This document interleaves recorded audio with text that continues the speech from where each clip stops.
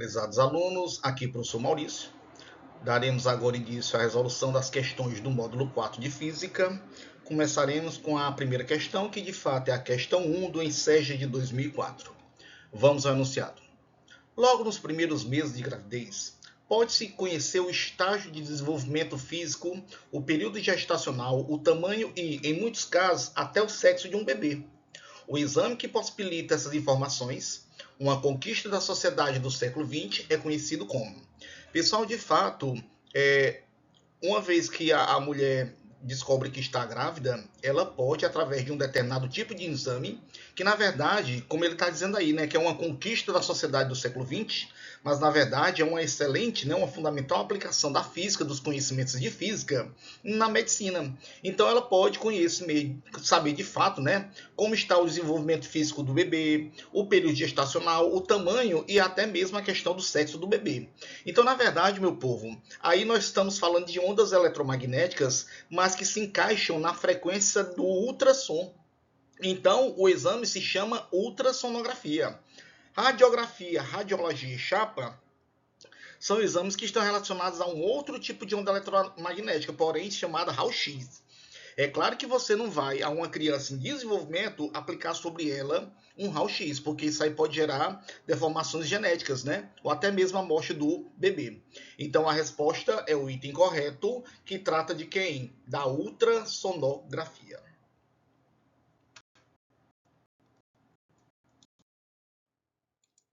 Prezados alunos, aqui professor Maurício, dando continuidade às questões do módulo 4 de Física.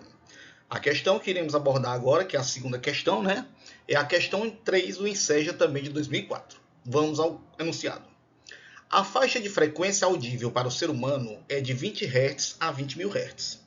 À medida em que a frequência aumenta, o som se torna mais agudo.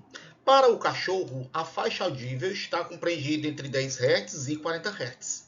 Se ligarmos próximo ao cão e a seu dono um aparelho de ultrassom cuja frequência de funcionamento é de 36.000 Hz, antes de irmos para as opções, vamos entender o seguinte. Prezados alunos, nós só conseguimos escutar sons que estejam na faixa de 20 Hz, no mais grave, a 20.000 Hz na frequência mais aguda. Abaixo de 20 Hz nós não escutamos, nem tampouco escutamos acima de 20.000 Hz.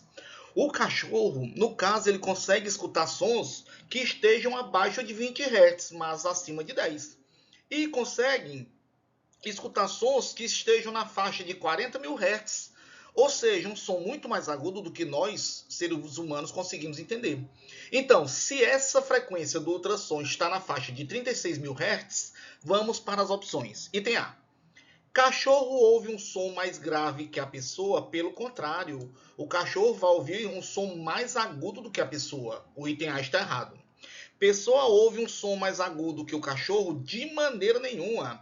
A pessoa não escuta nada, porque ela só consegue ouvir até uma frequência de 20.000 Hz. Item C. Cachorro ouve um som agudo e a pessoa nada ouve? Perfeito. O cachorro vai ouvir um som agudo. 36.000 Hz. Ele consegue escutar até 40.000 Hz. E a pessoa no agudo só consegue escutar até 20.000. Portanto, o gabarito é o item C. Vamos olhar de toda forma o item D.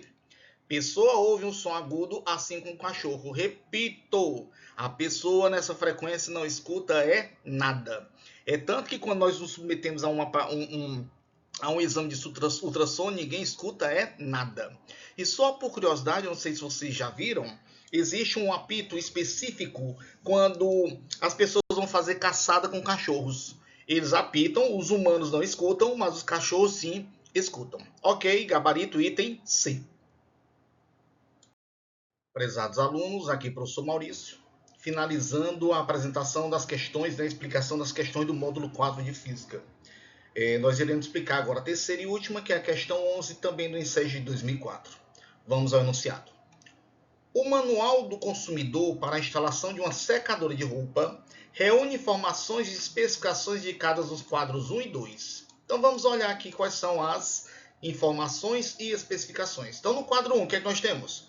Essa secadora de roupa, ela trabalha a uma tensão de 127 volts, com oscilação permissível de 106 volts a 132 volts, com uma intensidade máxima de corrente de 15 amperes e com uma potência máxima, né, que representa a energia que vai ser consumida, da ordem de 1820 watts. Observe, é uma potência bastante elevada. E no quadro 2, se nós observarmos, meu povo, no módulo vocês podem dar uma olhada com mais atenção, está dizendo que claramente é proibido você juntar o cabo da secadora, que está aqui, ó, com um T, que é esse aparelhozinho aqui, ó. Ou seja, a secadora, assim como uma geladeira, uma máquina de lavar e esses aparelhos mais específicos, eles devem ter uma tomada dedicada. Eles não devem, de acordo com o fabricante, até por umas questões de segurança, meu povo, ser conectado com outros aparelhos, sob risco de ocorrer um curto-circuito. Então, o que é que eu estou vendo claramente aí? Que não devo pegar a tomada da secadora de roupa, nem conectá-la numa rede de 220 volts, que é o que tem na figura, nem tampouco conectá-la com outros aparelhos através do que ele chama de Benjamin, mas aqui a gente chama de quê? De T. Aqui a gente chama de T e não de Benjamin, certo? Então, com base nessas informações, conclui-se que o procedimento correto para a instalação da secadora é, meu povo, vamos lá, conectá-la em tomada de 220 volts para que o aparelho com especificação de 120 volts, 27 volts consuma menos, pessoal. Não façam uma loucura dessa, porque se você pegar um aparelho que foi programado para trabalhar com 127 volts e conectá-lo numa rede de 220 volts, ele vai queimar, vai dar um papoco. Fazer uso de um Benjamin na fonte de 220 volts para que a corrente seja distribuída, ficando apenas 127 volts para a secadora, meu povo, de maneira nenhuma.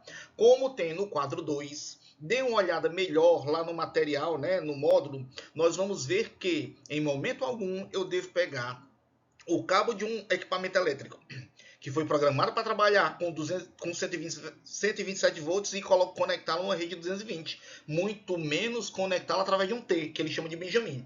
Conectá-la em uma tomada de 220 volts, bem, sai tudo errado. O item A, o item B e o item C, meu povo, está errado. Então, o correto é utilizar a tomada exclusiva, sem extensões ou benjamins, para que não se estabeleça corrente elevada no sistema elétrico. Ei, preste atenção.